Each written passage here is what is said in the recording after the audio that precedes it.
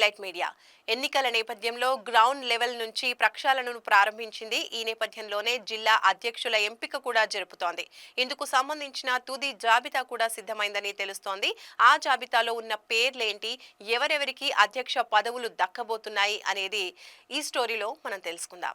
BJP జిల్లా అధ్యక్ష పదవుల ప్రక్రియ తుది దశకు చేరుకుంది. 2 రోజుల్లో పోటీ తక్కువగా ఉన్న 23 జిల్లాలకు సంబంధించిన అధ్యక్షులను ప్రకటించనున్నారు. తర్వాత 3 రోజుల వ్యవధిలో మిగతా జిల్లాలకు కూడా ప్రకటిస్తారు. ఇటీవలి కేంద్ర మంత్రి, రాష్ట్ర అధ్యక్షుడు కిషన్ రెడ్డి ప్రజలకు, కార్యకర్తలకు అందుబాటులో ఉన్న నాయకులకి బాధ్యతలు అప్పగిస్తామని ఆర్ఎస్ఎస్ బ్యాక్గ్రౌండ్ పరిగణలోకి తీసుకోవటం లేదని తెలిపారు. దీంతో అధ్యక్షుల ఎంపిక వేగంగా ముందుకు వెళుతుంది. 3-4 రోజుల నుంచి ఆశావాహులు పార్టీ కార్యాలయం చుట్టూ చక్కర్లు కొడుతున్నారు. ఇప్పటికే జిల్లా అధ్యక్ష పదవి రేసులో ఉన్న నేతల పేర్లను బీజేపీ నాయకత్వం సిద్ధం చేసింది. ముందుగా ఒక్కో జిల్లా నుంచి 5 నేతల పేర్లతో షార్ట్ లిస్ట్ చేశారు. ఆ తర్వాత 3 పేర్లతో తుది జాబితాను స్క్రీనింగ్ చేశారు. ఆదివారం లోపు పూర్తి స్థాయి జిల్లా అధ్యక్షుల జాబితా విడుదల కానుంది. సంస్థాగత ఎన్నికల్లో భాగంగా ఇప్పటికే బూత్ స్థాయి, మండల స్థాయి పార్టీ కార్యవర్గాలను ఏర్పాటు చేసిన బీజేపీ రాష్ట్ర నాయకత్వం ఇప్పటికే దాదాపుగా సగానికి పైగా జిల్లాలకు అధ్యక్షులను ఎంపిక చేసినట్టు పార్టీ సీనియర్లు లీకులు ఇస్తున్నారు. రాష్ట్రంలోని 33 జిల్లాలు ఉండగా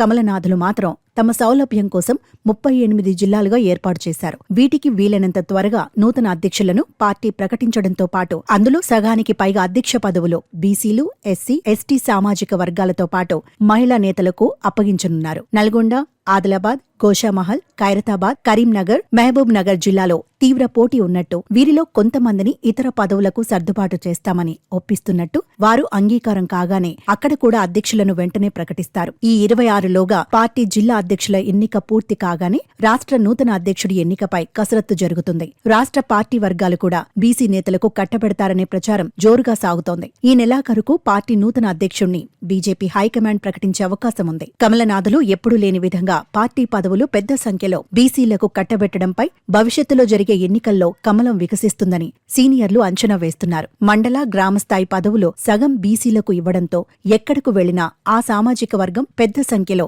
తమను ఆదరిస్తున్నట్టు ద్వితీయ శ్రేణి నాయకత్వం వెల్లడిస్తుంది. స్థానిక సంస్థల ఎన్నికల్లో సత్తా చాటుతామని, 4-5 జిల్లా పరిషత్తులు కైవసం చేసుకుంటామని ధీమా వ్యక్తం చేస్తున్నారు.